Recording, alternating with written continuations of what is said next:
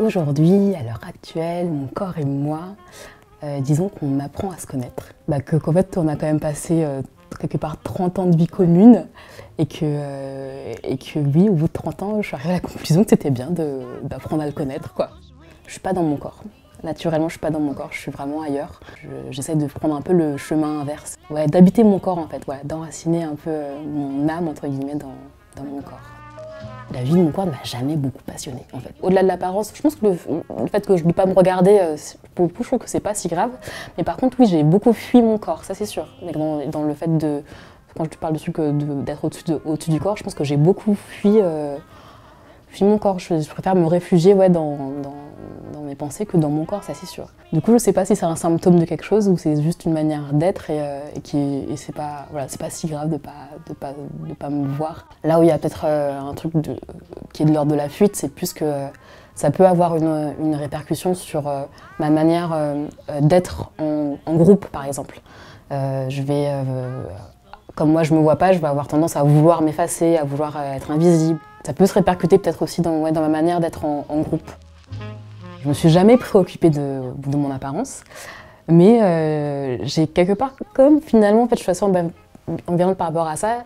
Je pense que j'ai quand même la chance d'avoir des copines qui, elles, s'en préoccupent. Et donc clairement, je suis dans un monde où c'est le règne des apparences. Et donc je trouve ça plutôt cool de pouvoir compter quand même sur 2-3 personnes ressources qui, elles, maîtrisent vraiment les codes de ce monde-là, où règnent les apparences, et de pouvoir même, je sais pas, je vais à un entretien, de me dire, bon, qu'est-ce que je fais, quoi, parce que moi, toute seule, je suis complètement démunie, je sais pas quoi faire, parce que je me regarde pas.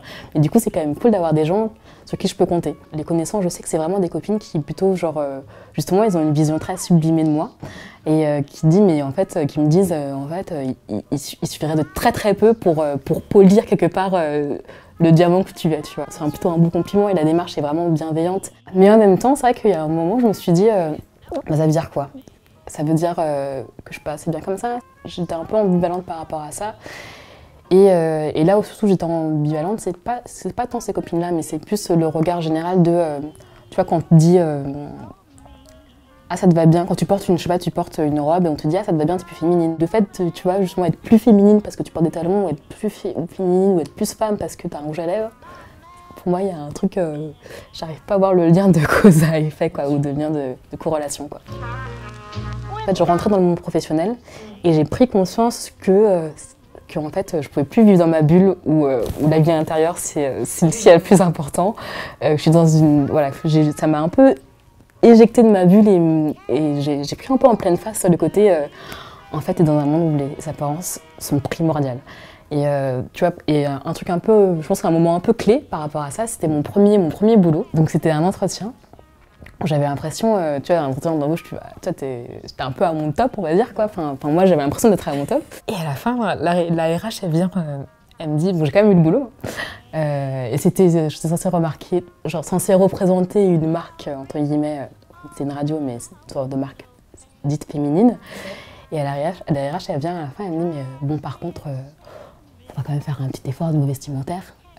Vous êtes quand même un peu censé nous représenter et tout. Vous êtes quand même un tout petit peu négligé. Et alors moi, je me suis dit, putain, c'est mon maximum. C'est le maximum de mon élégance. Je veux pas faire mieux que ça. Et tu me dis que je suis négligée. Je dis que je suis négligée. Du coup, je me suis dit, merde. Je me dis, je suis complètement. C'était vraiment un révélateur de mon décalage, quoi. Comme j'étais démunie, c'était cool de pouvoir quand même me reposer sur ces personnes-là qui, elles, maîtrisent ces codes-là. Et ils peuvent me dire ça te va bien, et ça, justement, ça te permet d'être moins négligé dans le regard dominant, quoi, dans la norme, en fait, c'est ça. Et donc, du coup, en fait, je suis quand même reconnaissante d'avoir ces regards-là sur lesquels je peux me reposer. Il y a eu donc une période, c'était il y a 2-3 ans, où j'ai perdu pas mal de poids. Alors moi, je m'en suis pas aperçue, mais c'est justement le regard des autres en fait qui m'a renvoyé à ça. On n'arrêtait pas de faire des remarques par rapport à mon poids. Au-delà qu'on me dise ah ouais t'as maigri, c'est qu'on me félicitait. C'est qu'on me disait c'est trop cool et tout, t'as maigri, comment t'as fait Alors que moi je disais je sais rien les gars, enfin je savais pas, c'était vraiment inconscient donc je savais pas. Je me suis dit finalement ce fameux culte de la minceur dans lequel on est, il aveugle complètement les gens sur ce que ça peut signifier, une perte de poids. Il devrait au moins avoir le bénéfice du tout et se dire peut-être que c'est un truc cool, mais peut-être que c'est un truc pas cool. Juste au moins présupposer ça et du coup ne pas aller directement félicitations quoi. Enfin, moi je trouvais ça, en fait, je trouvais ça tellement décalé qu'on me félicite, de part qu'on me félicite pour un truc. Et en plus, je sais pas, je trouve gagner du poids entre guillemets, je sais pas, ça peut aussi être un exploit pour quelqu'un qui, et donc c'est un truc très relatif, mais en fait, c'est vrai que c'était assez général quand même, ce truc de bravo. Par contre, moi à cette époque-là, ce qui est sûr, c'était que ça, c'est le recul qui me permet de me rendre compte, c'est que c'était clairement un symptôme d'un profond mal-être. Et je me dis ça, finalement, ce fameux culte de l'âme sœur fait que, ok, je perds du poids, quelque part mon corps me dit en tout cas que ça va pas. Mais personne ne le voit. Tellement on est aveuglé par ce truc être mince, c'est le Graal, c'est le truc, c'est vers là où on doit tendre. Tellement on est aveuglé par ça que finalement ça on le voit pas.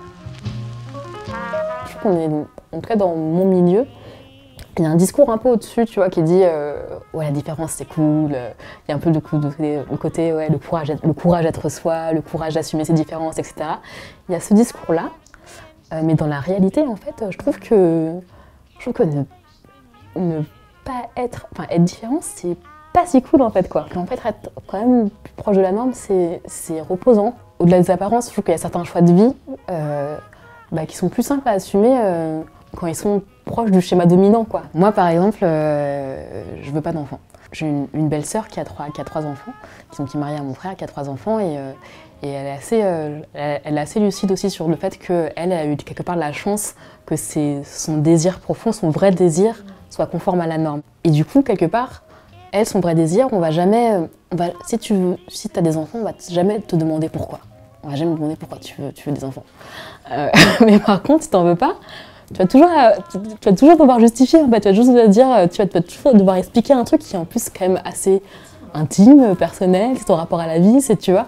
Mais tu vas quand même on va te demander pourquoi. Et autant, tu vois, encore une fois, je m'en fous de la norme. Enfin, toi, je vais jamais conformer mes choix à cette norme-là, à ce qu'on attend de moi. Je vais pas le faire. Mais vraiment, je trouve ça quand même plus reposant de pas avoir à te justifier, de pas avoir à te battre pour imposer tes choix. C'est quand même, je trouve ça plus reposant dans l'absolu, en fait. En fait, d'utiliser la voix, de me mettre tournée vers un métier qui justement me libère complètement des apparences. J'imagine que c'est pas un hasard. Je pense que ouais, j'aime bien quand même l'idée d'être complètement débarrassée des stigmates des apparences et de pouvoir avoir accès à une réalité justement sans cette barrière-là. La première fois que j'ai posé ma voix à la radio, première chose qu'on m'a dit, je trouve ça trop dingue, l'ingé son m'a fait reprendre au moins 3-4 fois en me disant mais Didi, t'es pas là, t'es pas présente. Et donc il m'a fait reprendre plusieurs fois et je me dis finalement, même la voix me disait que j'étais ailleurs en fait, tu vois. Même la voix disait que j'étais pas dans mon corps en fait quoi. Et c'est vrai que je trouve que la voix elle dit trop de choses qui te dépassent quoi. Moi je trouve ça dingue que ce mec en minute prise et dit un truc aussi juste vis-à-vis de moi en fait. Et donc finalement ouais, la voix dit quand même pas mal de choses. Par rapport à ce fameux chemin que je t'expliquais que j'essaye d'aller que j'essaie de prendre vers le corps, ce chemin inverse du coup. En fait, je me suis rendu compte qu'il y avait plein de choses, des petites choses, tu vois, que je peux faire qui peuvent me permettre de rentrer en contact avec les sensations de mon corps, comme la danse. Et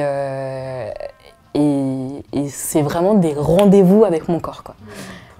C'est vraiment la danse, c'est un moment où je rentre en contact avec des sensations vraiment physiques qui me reconnectent et qui me réenracinent justement dans mon corps et qui me permettent d'habiter mon corps au moins pendant un temps. Je parle de la danse, mais je trouve que parfois, par exemple, j'ai le souvenir d'un concert de musique réunionnaise d'un mec qui s'appelle Daniel Waro. Et ce concert, c'était un moment où j'étais très, justement, complètement anesthésiée en termes de sensations, j'ai complètement déconnectée. Et les premières notes, j'ai eu un truc physique, quoi. La chair de poule, les larmes, un truc très physique.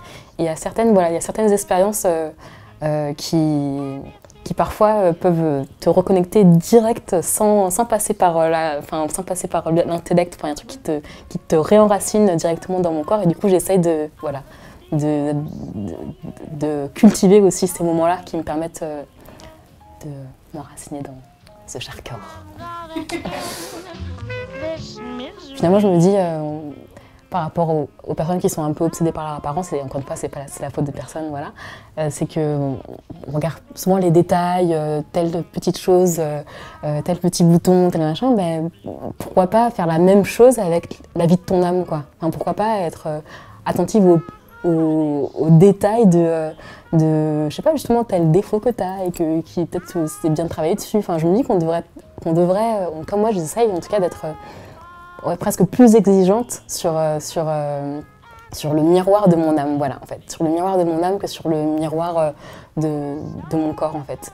Et c'est peut-être plus ça, le conseil que j'aurais peut-être à donner, c'est s'il y a des gens qui veulent sortir un peu, se libérer un peu de leur apparence, c'est de passer plus de temps à contempler le miroir de leur âme. Voilà. I'm gonna end this misery. My man has left me now.